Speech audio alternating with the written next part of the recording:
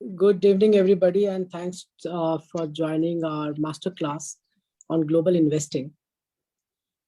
Now, why we are doing this? I just wanted to set the context before I hand over to our eminent speaker, Mr. Prashant Ajmera, and my colleague Nitin, who will be taking us through this masterclass. At the very basic, if you have noticed, one of the foundations of our social culture is Vasudhaiv Kutumbakam, which basically means the world is my family, which by extension means the world is my home. There are about 3.2 crore Indians, as per the latest data, who live and work abroad. That includes persons of Indian origin who have perhaps taken a foreign passport. There are about 25 lakh Indians who migrate to different countries everywhere, every year, whether that's for working, that's for a permanent migration, etc. What that also means that we as Indians are getting more and more connected to the world because those who are migrating are our family members, our friends, and we remain connected. So we get to know a lot more about what's happening elsewhere. We also travel a lot. In the last 10 years, there's a paradigm shift in how we as Indians look at our education, look at our holidays and the like. So we travel a lot. So we get exposed to different cultures and also different economies by extension. Now, what this means is that, even in the home context, if you just look at everything that we consume, there's a very good chance that you are, somewhere connected to the global economy or importing something. For example, let's look at cars or, motorbikes. Most of the brands that we buy in India are either from, Europe or Japan or Korea, etc., etc. And that applies to food, that applies to clothes. Look around and everywhere you'll find that we are buying or importing, spending money overseas, whether when we travel overseas or even when we are in India, we buy things which are, global brands. So we end up, sending money overseas. So that's a very strong consumption pattern. What's not happening, or which, if you look at the data, is not really picked up well, is our investments overseas. So we are sending money overseas, we're spending overseas, we are buying an Apple product, but we are not buying the Apple stock. So we are helping the Apple stock appreciate by buying the Apple product, but we are not benefiting from the appreciation of that stock. So from a personal experience, even in developing countries in Southeast Asia, I've seen more than 20% typically gets invested overseas in different currencies, while that number is less than 1% for us in India. So to my mind, that's a mega trend, which is just at the cusp, is just a start, is going to change significantly. And we got to play our part in, bringing the right products, bringing the right kind of education to help people capitalize this. There are a few myths why this is not happening. I think this is where mutual fund industry was 25 years ago. There's a lot of uncertainty, lack of understanding, lack of knowledge, some myths that we need to, kind of get over before this trend is fully capitalized. So people are worried about, do I need a lot of money to be able to invest overseas? The answer is no. Is it too complicated? Come on, India has 1.5 crore crypto investors. Can it get more complicated than that? What's the taxation? Personal experience, I can tell you, is pretty sorted. It's very easy. Your chartered accountant can help you. What about government rules? Now, if you look at the liberalized remittances scheme, there is a lot of support from the regulators. How about currencies? Is it safe? So I think all these questions need to be answered before this trend is capitalized. And that's where we bring this masterclass. What we are doing today is the very first episode of it, where we start with the why of global investing. Why do you want to do it at all? Why should we do it at all? Before in the future, series will move to how and what and how of it. So let me hand over to my colleague Nitin to take over and start with Mr. Prashant Ajmera. Thank you, Abhishek, and good evening, everyone. Today, I have this privilege of introducing a distinguished guest, a speaker, who will be talking us through the entire global piece. Mr. Prashant Ajmera is a reputed Indian immigration lawyer He's been in practice since 1997. More than 25 years of experience in the field of corporate and immigration law, international trade, and assisting HNIs and UHNIs obtaining residency and abroad. He is also the founder of the Ajmera Law Group and the author of a renowned book which is titled Millionaires on the Move. So without much of ado, I hand over to Mr. Prashant Ajmera ji. Just one request to everyone, any questions that you have, please post it on the chat and do keep your audio in mute. Thank you very much. Over to you, sir. Thank you, Nitin. Let me just start the first slides presentations.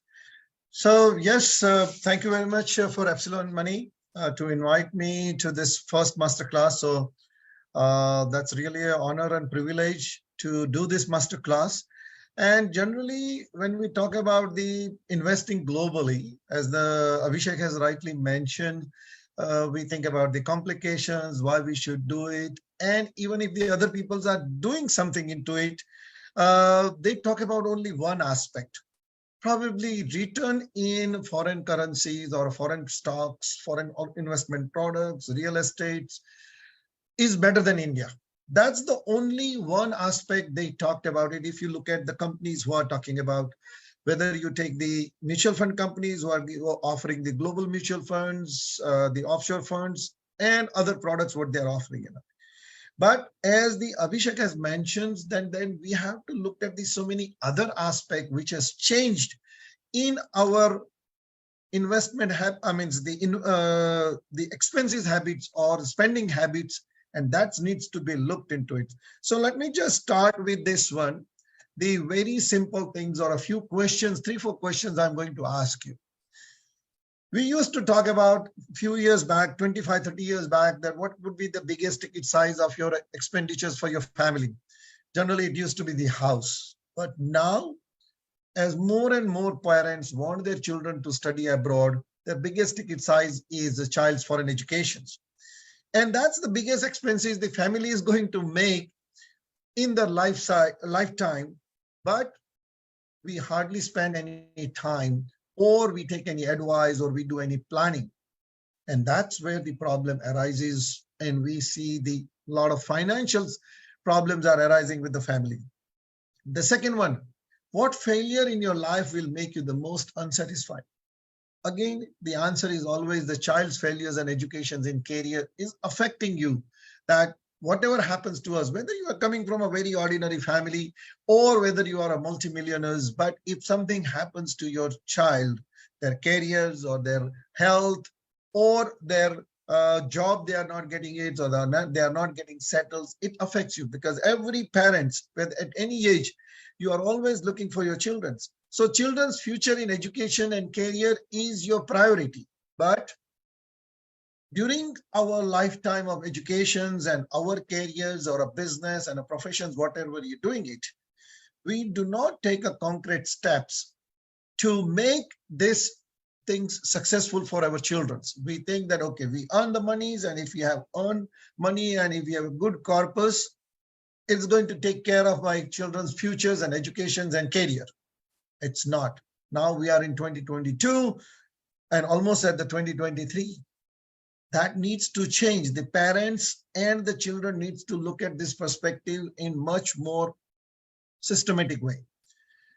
Your financial goals for yourselves and your families.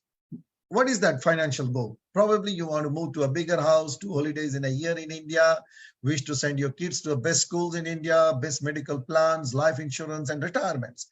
And for that, you are doing a financial planning in India by investing into real estate, financial instruments such as equity, bonds, insurance, FDs, mutual funds, other kind of funds, gold, and alternative investments, cryptocurrencies, and list is endless. But all this investment is into the rupees. We are not doing anything into the foreign equity. But say now, as the Abhishek has mentioned, now people citizen in India or people in India are thinking that not only I should have a house in India, but I would like to have something abroad. 2 holidays in India. No, not anymore. I'd like to go to Dubai or Singapore or go to Europe rather than going to Goa and Kerala. So that spending habit is changing. Wish to send the kids after 12 standards, not after, only for a master's. I want my children to study abroad. Probably they might settle there or may not settle there.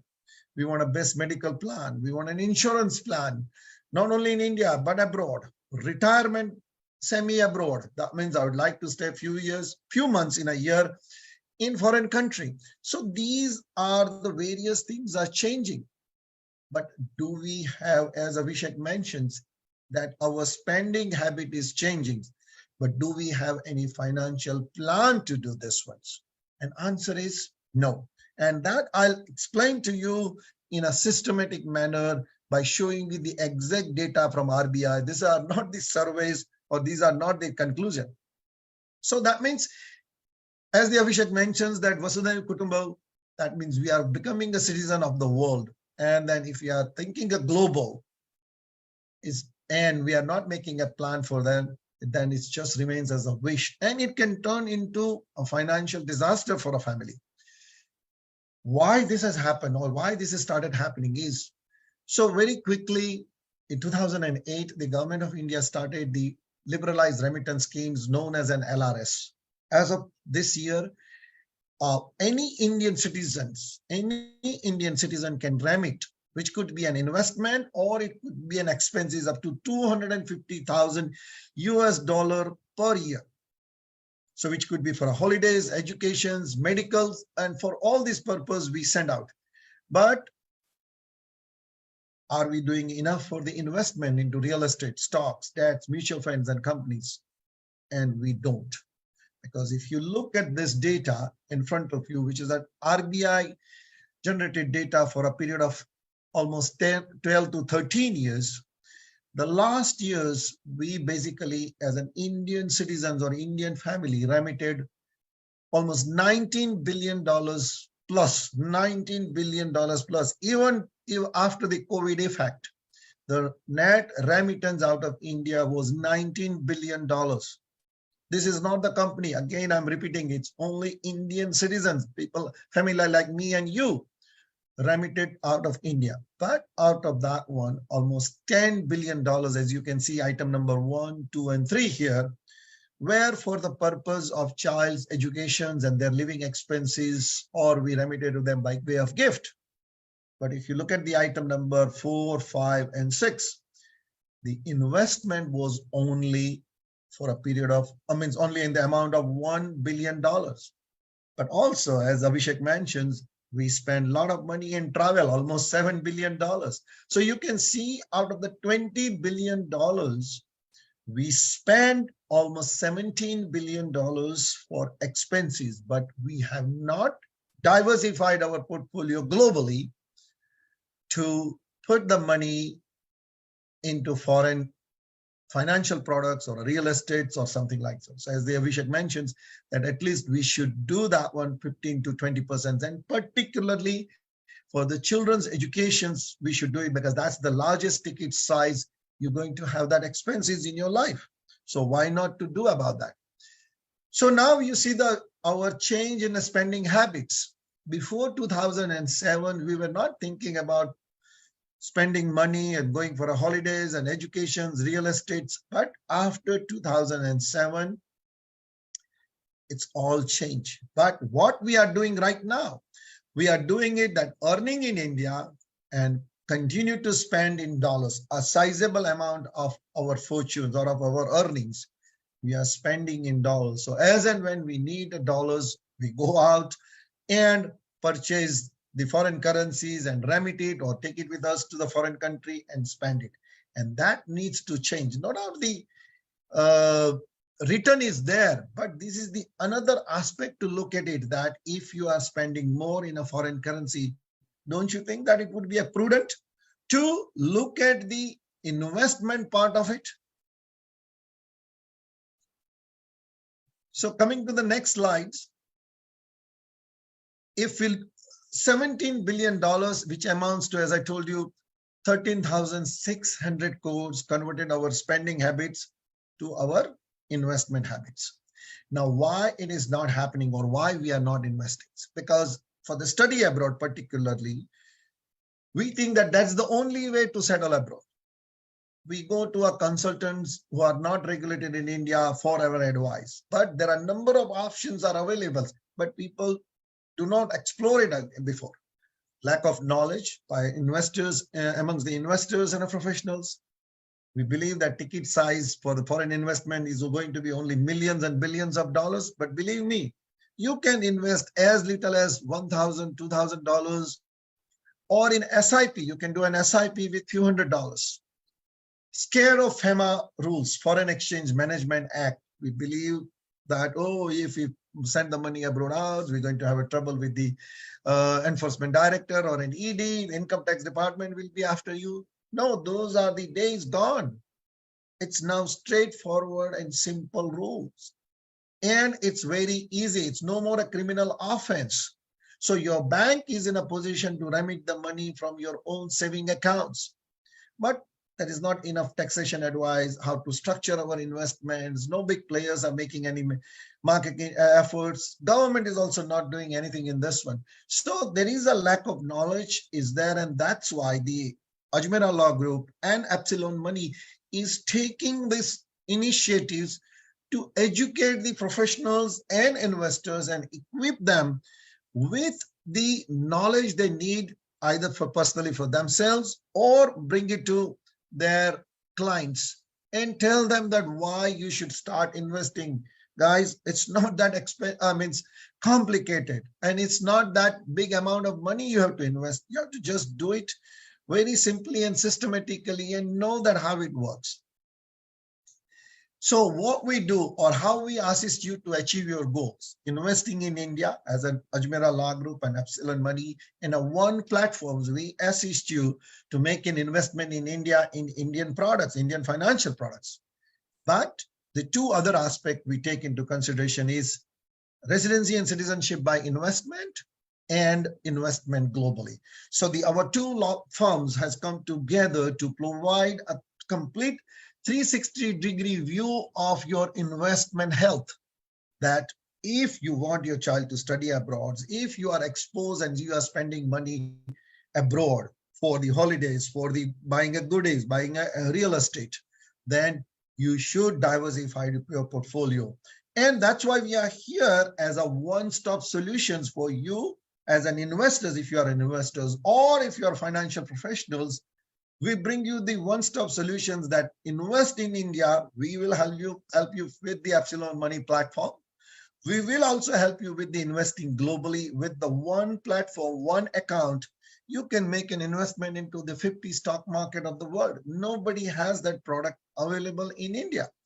And residency and citizenship by investment, if that's the route you want to take for your futures and your children's futures, that's also we help you. So we have this complete suite of products and services available to look into your financial plan, and that is a global plan. So residency and citizenship by investment, and why you should obtain the residency and citizenship by investment or just make a global investment, because these are the two aspects we are taking into, or these two products we talk about it, but why you have to look at it. So the number one is residency and citizenship. We are looking into it because it's a children's futures. And if they are going abroad with your residency and citizenship, then your education fees can be reduced by 80%. Their immigration is sought out. Your retirements and all your business expansion, professional expansion is taken care. Third one is obtaining the non-resident status. The fourth one is quality of life. The diversification of portfolio, the family reunion. Probably you are the one family left here in India and you have most of your families in other part of the world and you want to move there. So this residency and citizenship by investment can help you. Tax planning, visa-free travel, international real estate portfolio you want to build. And lastly, the retirements. You might think that, okay, you know what? In the winter time, it's good to stay in India, but in the summertime, when it gets too hot, I would like to go to some cooler place in Europe. Why not go and spend 3-4 months there or in North America or somewhere in Europe? That's all those things can be achieved by residency and citizenship by investment. But the most important aspect about the Indian families now looking at the residency and citizenship by investment is that the parents who wants their children to study abroad, they should start looking at this one as early in their life. Because if you are already a resident of foreign country and you have received a citizenship, then you will be paying the local student fees, and that can reduce from the international student fees to the local student fees reductions or saving for you up to 80%. So change in your spending habits, that's the number one, we looked at it. Number two, difference in foreign tuition fees and a local international student fees. So if you look at and compare this ones, the two scenarios I have taken from the study in a Penn University in USA and study in the University of Toronto in Canada, that if you want your child to study abroad, and that is the biggest expenses of your life, you can see that as a local student, you'll be paying around or expenses for over the period of 4 years of a bachelor's degree, it's about a 1 CR. If you are a local student, but if you are an international student, it's becoming a 1.5 CR. And now there is a big trend to go to Canada.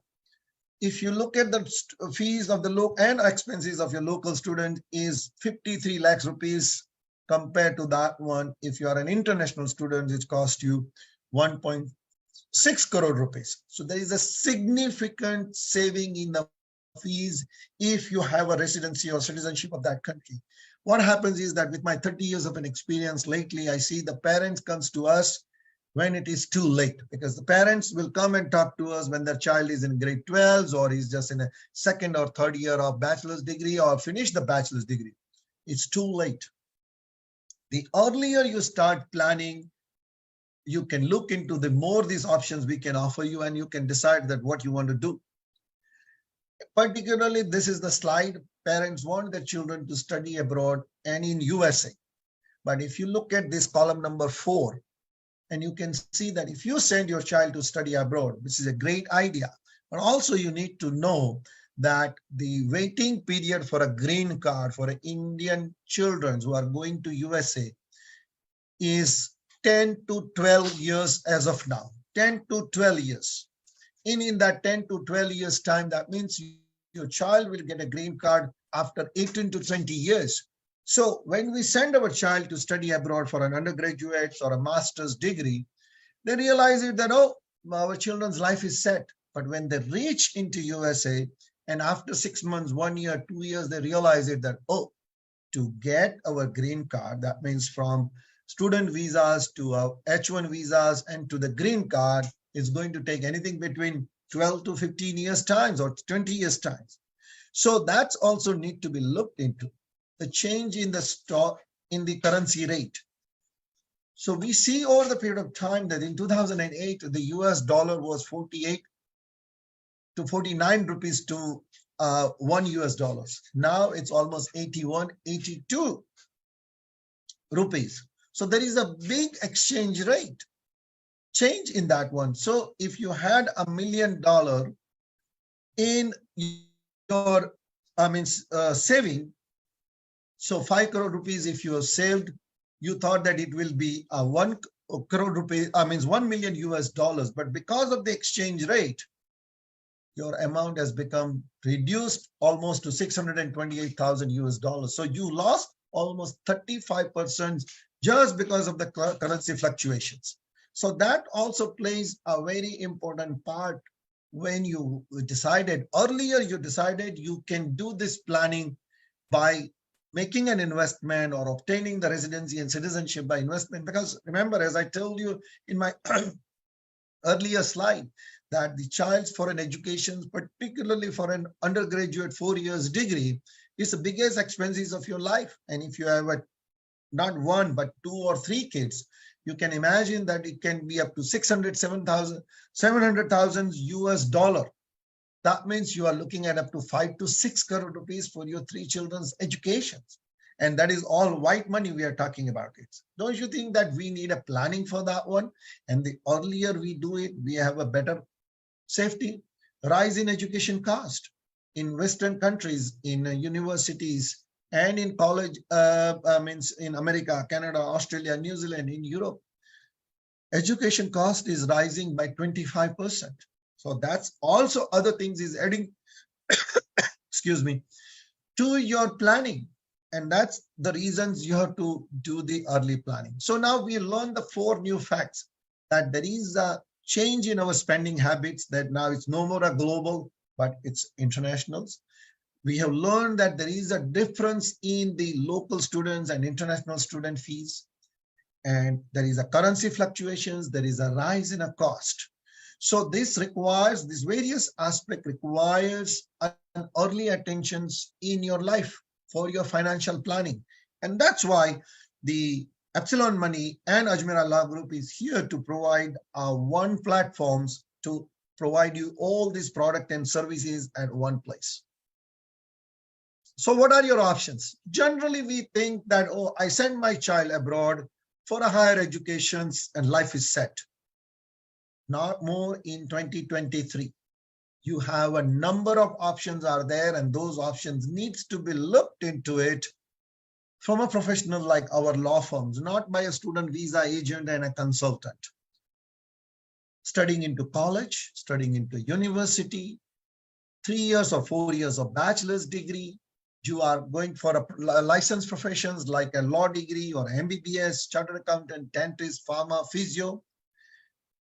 Direct immigration is possible for Canada, Australia, New Zealand. You want to find a company who is ready to offer you a work permit, and that work permit can be converted into citizenships, probably marriage or a family sponsorships.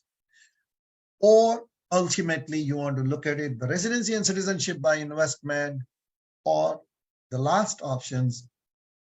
You don't want to look into all these things, but you are early enough in your life. Probably you just started your life as a young couple, you have your first child or on your way, but you want your child to study abroad. You do not wish to take the residency and citizenship by investment, but at least you want to diversify your portfolio globally and start investing small amount of money outside India into various products.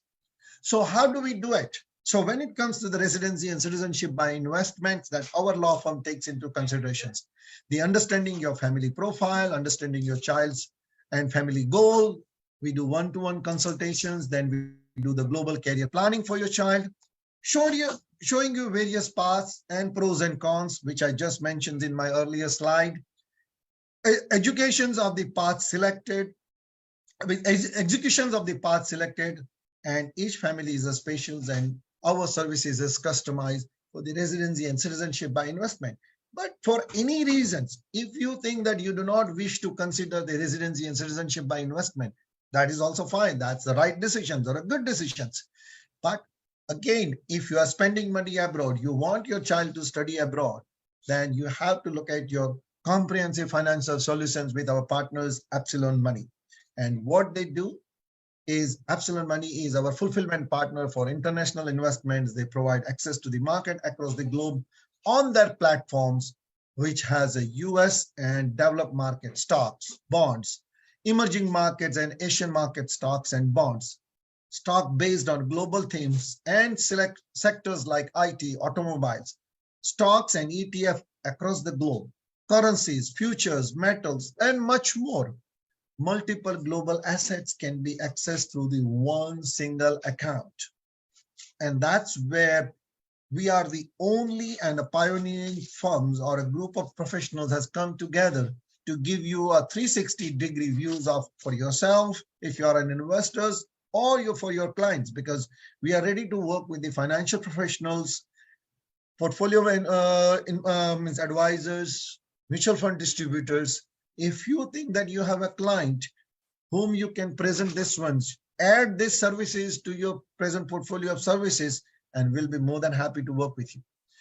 So the comprehensive product suite is traditional products, alternative investment plan, insurance, global investment, taxation services, family office services, global mobility services, and the loans and all these things, loans and advances are taken care by our two firms come together, Epsilon Money and Ajmera Law Group, to provide you the services.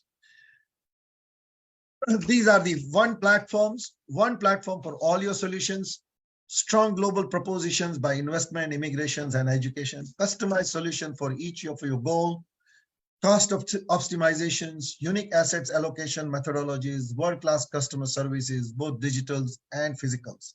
And we launched this whole suite, started only in July of this year, and we already have a presence in 7 or 8 cities, if I'm not mistaken, and we are ready to provide these services pan-India. And our intention is that in the next 10 to 12 months time, by next year this time, we want to be a leader in this industry. Particularly if you are interested in knowing more about that, how to plan for your child's foreign education, then you want to learn more about it. This is the one book I have written, which is available on Amazon, Flipkart, and digital version as well. How to plan for your child's foreign education in 2021. Have a look at this book. It's only 100 pages, but it will give you a comprehensive good ideas that why and how you should look into this particular aspect, which is going to be the biggest ticket size of your family to make an investment, and why you have to educate yourselves and do the planning. So thank you very much, guys.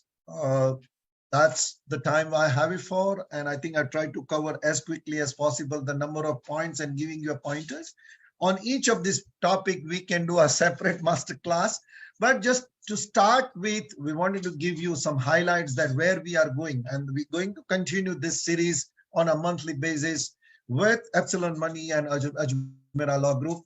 And we started with the in-house speaker on this one. But as we know that they're looking to the complexity of the subjects, we're going to bring the different speakers on a different this one. So continue looking for our masterclass on a regular basis. We try to do it probably like a first or second Friday of the month, so it become a consistent in this respect. Once again, thank you very much, Epsilon Money, and I'll be more than happy to take your questions. You have it. I'm sure, Nitin, you have some questions, Abhishek, and the attendees are having some questions. I'm here more than happy to answer those. Okay. Thank you, sir. Thank you. The session has been very insightful. You have shared a good amount of light on how things to be done. What we will do now is we'll just take one small poll that we have. We'll take not more than a minute. Post which Sure. we'll be having a Q&A round. So can we have the poll, please?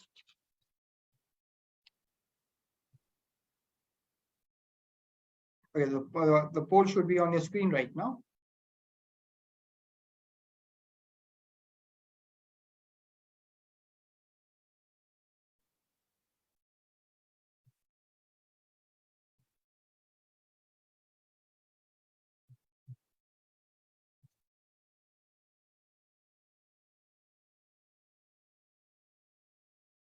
It's going well.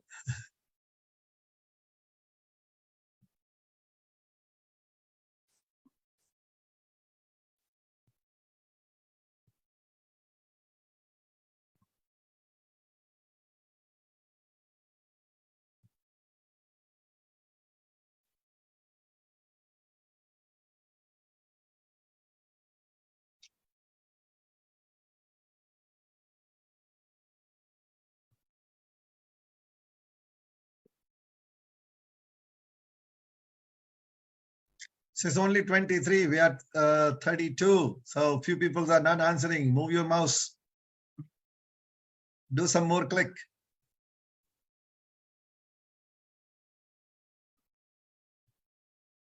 Probably they just started the videos and gone away. Started the Zoom.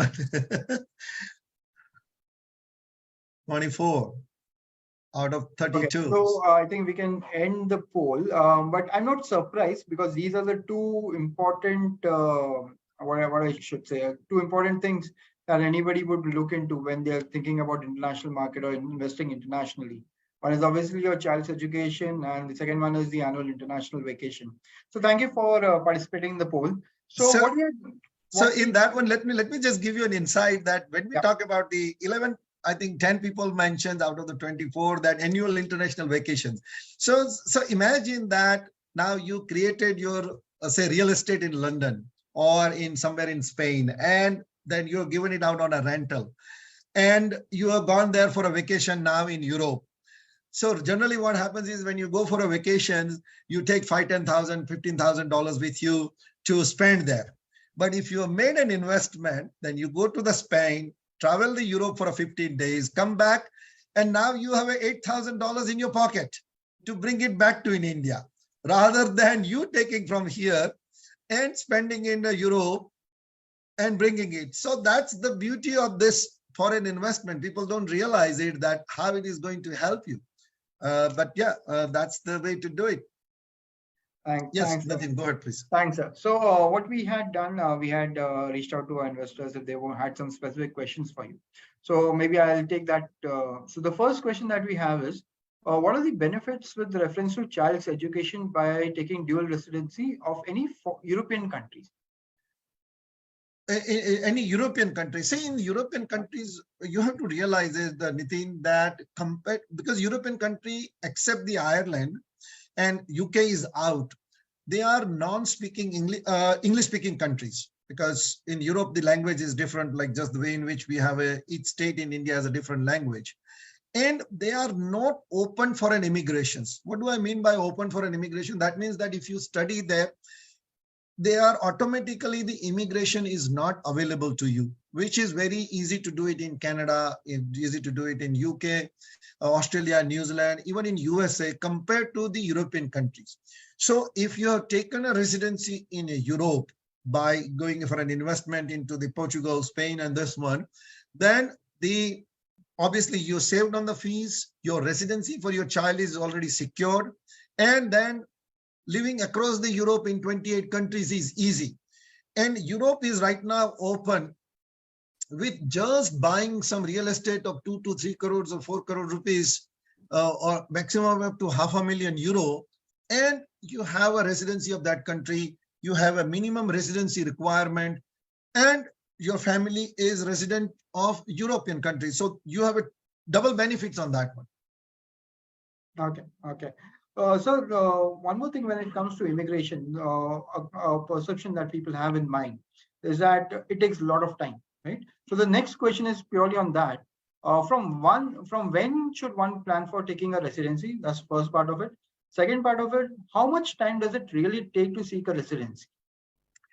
See, residency, as I said in my presentations, Nitin, that most of the parents are thinking about it when the child is finished or about to finish the grade 12 or a bachelor's degree. That is too late, because then you are not going to get your residency done in a 6 months or a 3 months or short period of time. And if you say you want to take a residency, the earlier you take, at least when your children are in the secondary school, and if you take that one, so by the time, because the process can take anything between 1 year to 3 years times to get your business immigration visa. So if you come to us that when your child is in a grade 12 or child is 20 years old and say that now I'm ready to invest 800,000 in USA to get a green card, it would be too late. So the advice would be that you take it earlier, and which country you want to do that also you have to decide. So the earlier you do that one, it's better for you. But average time, I would say, for the European residency is about 6 months to 1 year. Canada and USA between 2 and 2.5 years. And with this COVID, the backlog is a little bit higher. So you don't think that, okay, I put up the money and my petition is done or my residency is received. Particularly this English-speaking country, it takes an awful amount of time with the documentations, going through the process, working with the lawyers, and then putting it up. So you have to give yourself a time as well. Yeah. So basically, earlier the better is what. Earlier the better. Yes. Yeah. So the next question is very relevant, and a couple of our investors have asked us this question. When you talk about global residency, again, one more perception is that you need good amount of investment. The investment amount that is needed is too high. So can you throw some light on this? What is the investment amount that is required? That's again a perception is that, oh yeah, I have to invest the big amount of money. But to be honest with you, Nitin, the USA, if you're looking at the USA, the investment amount is $800,000. So it's about a 6.5 CR we are talking about, right? So that's the highest. If you're looking at the country like Canada, the investment amount for the people who wants to come and invest and start some business is as low as 200,000 Canadian, which is 1.2 CR.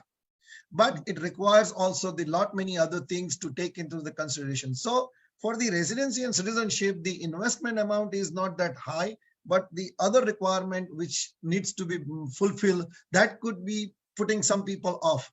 But if you're looking at the European countries, as little as 250,000 euro to €500,000, which is about, I would say, 2.5 CR to 5 CR range, you will have a residency by buying some real estate in those countries like Spain, Portugal, or Greece, and you can be a resident of that country and you got it. If you want to obtain the citizenship of some Caribbean countries because you want to become an NRI, you want to have a travel-free, visa-free travel to the 130-40 countries in the world, you can go to the Caribbean islands, take the passport of that country, which can take 6 months' time, and investment is only about 150 to 250,000 US dollars, depending on the size of the or composition of your family. Right. Thank you, sir. Thank you. The next question is again a very relevant question. What we know is the residency about, we know US, we know Canada. Which are the other countries, sir, that offer residency by investment? See, obviously the Canada, USA, UK, Australia, New Zealand. These are the 5 English-speaking countries, and that's where most of the Indians are there, because it's an English-speaking country. So in India, our whatever may be the regional language, but English is our second language for all of us. Even today, we are all doing these communications, coming from a different states and across India, but doing in English. So with all the British things, and those are the easy one to do it. But after 2012, the European countries has opened up their doors for the residency and citizenship by investment. So again, the Portugal, Spain, Greece, Malta, Cyprus, Bulgaria, Latvia, Tunisia, Turkey, these are the countries who has opened up their doors whereby you can make an investment, buy some real estates and obtain the residencies or a direct citizenships. Those are the European countries you are looking at it. Then you are looking at the Caribbean islands, the Dominica, Grenada, Antigua and Barbados, St. Lucia. Those are the Caribbean countries where you can obtain the direct citizenship and you can do it. With that, also the favorite one which has become with the Indian is now the golden visa of UAE, Dubai. Before, as we all know, that it was not allowed that you can purchase the real estate, which was allowed a few years back, but there was no visa given. But now, in order to attract the more investors to the UAE region, now you can buy a certain real estates and you can have a 5 years or 10 years golden visa. And as far as you continue to hold that real estate, that can be reviewed over the period of time. So more and more countries are opening their doors to welcoming the investors who wants to have a best of the both world. So more and more countries are opening. Thank you, sir. Thank you. So on the live chat, we have a couple of questions. So let me take the first one. So this is a question that we get very often. Like, is it a good time to invest in India? Or is it a good time to invest in the equity market right now? The question for you, sir, is it a good time to invest globally right now? See, the investment is, when we talk about, is in a returns terms, right? That, yes, okay, we make a good money, good return investment here. But as I made in my presentations, what is your goal? If you are not exposed to yourself for foreign currencies and foreign children's educations, foreign travels, then yes, you continue making an investment here. We have a FII coming to in India and making an investment. The growth is there. The startup market is there. So if you are looking for that financial growth, yes, India is an emerging market. There is no dispute about that one. But individually, when it comes to that, I want my child to study in America or in Canada, I want my 2 holidays to be done. Should I diversify? Should I do a personal hedging by putting my property, my some investment into Europe or in a New York stock market? Why not? Right. And that's how we have to look at it on an individual basis. Even the people coming and asking questions about the recession. I'm not an economist. I'm a lawyer. I'm not an expert on that one.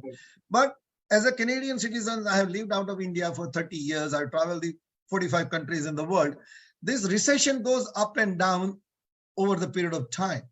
As an individual, we are the small and medium-sized investors in the range of, say, probably 500,000 to 2 million, 5 million kind of doing it. And in that kind of a case, we have to look at it, our individual portfolios and what our family wants to do it, where our children are going and what we want to do it. Because this cycle is going to come up and down wherever you go in the world. You can't escape that one. But you have to make your personal decisions. Oh, market US mein abhi kharab hai, US mein nahi karna chahiye. But talk about your child going to USA for a study. Should you do it or not? Right. And that's where you have to take a decision and diversify your portfolio. And as Abhishek mentions, we are not saying that take all your money here in India and put everything in New York stock market. Diversify 10, 15, 20% abroad. So the one more question, which is also important. Normally we are talking about our hard-earned money, yeah, right? So we all know about US and UK, the citizenship, the residency by investment. But how about investing in these small countries, sir? How safe is our money? For the means small countries like Portugal, Spain, and Yes, those ones. yes, yes. See, you have to realize it that unfortunately in India, when we talk about the immigration agent and consultants are not regulated. Number one. Whereas if you go to this Portugal, Spain, Greece, and all these countries, there are no immigration agent and consultants. They are only immigration lawyers. Right. And when it comes to the real estate, this real estate is considered by the government as a security. So it is regulated and monitored by the local government. So when you are looking at the Portugals, they have a mutual fund kind of a things. They have an immigration fund as well, which is just like our mutual funds are being monitored here and license and permit is given. Same thing is done in that one. The real estate agents, like we have a RERA in India only in the last 5-6 years. They are having this compliance requirements for a long time. But what happens is that in India, when it comes to the immigration and visa, we go to a travel agents who are not regulated. We go to an agent and consultants who are not regulated because they provide a free advice. So we go to them. But we never want to consult the immigration lawyers and the real estate agents or a broker who is licensed in that country, where you will have a foolproof securities of your investment and everything. Right, right, right. And if you do that, well, yes, it will cost you a little bit of more money. For an there's not going to be a free lunches or a free advice, but you are secure. But people do not want to pay that initial money or a consultation fees. They are looking for a free advice, then that's what you're going to get. So see, the one more question. What is the normal procedure of getting this, the residency? Maybe say you can take an example of a country, say Grenada, right? How do we do it? How do we start the entire process? So the way in which it works in Grenada, like let's take an example of Grenada. So in Grenada, it's a small island, probably a size of one suburb of Bombay. Borivali, or you take the Malad or something like that, or a Ghatkopar. So this island country has only two things. One is a natural resource and a forest and fruits and vegetables. And they don't have any other income coming for a government to generate it and run it as a country. And these islands were the former colonies of a British or a European colonies and this one. So they have identified that if we want to grow as a country, to build the hotels or a resorts where we can bring the tourism to our country, how do we build it?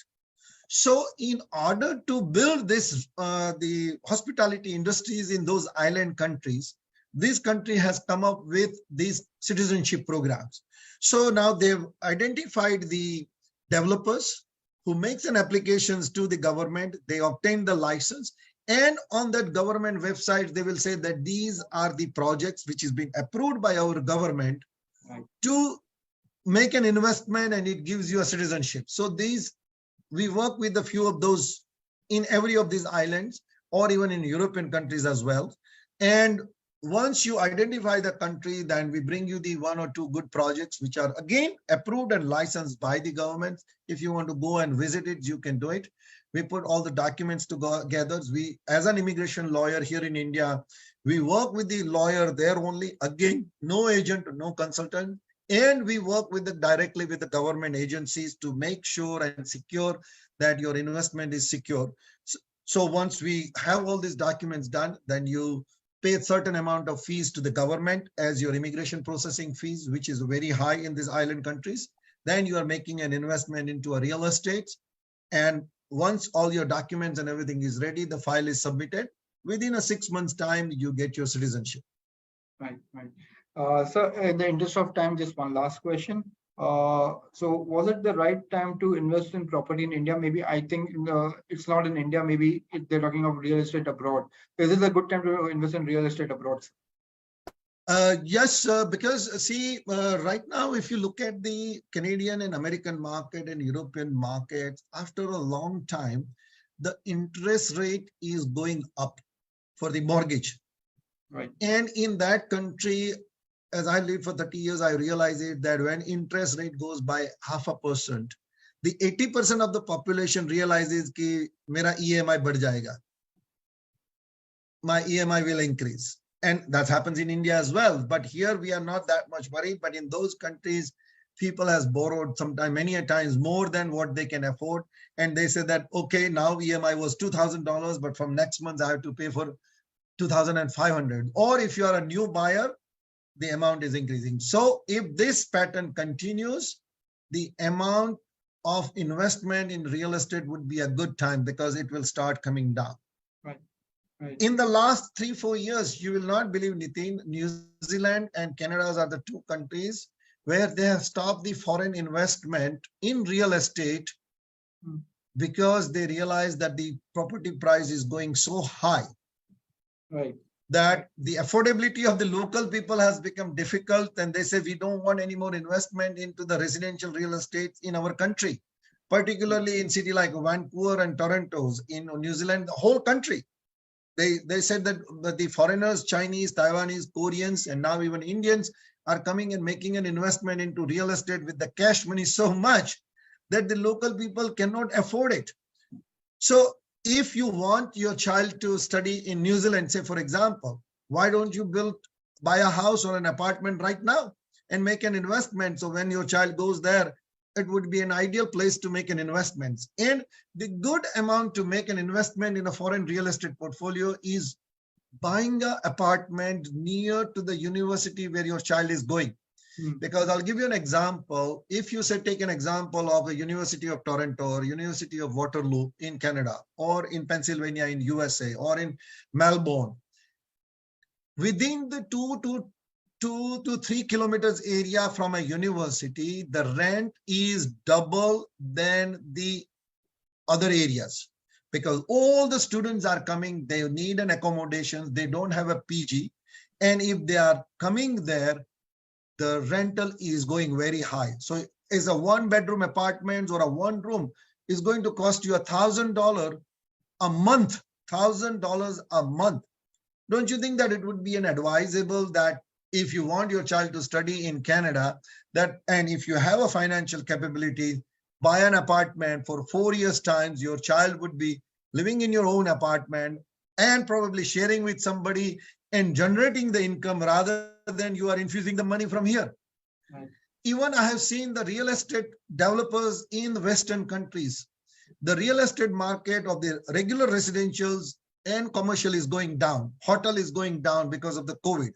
But the 2 market which is not going down is the student housing, which is, we call it a hostels or a PG. And the second one is the retirement home for the old people. Right. This market has shown a continuous growth in every country.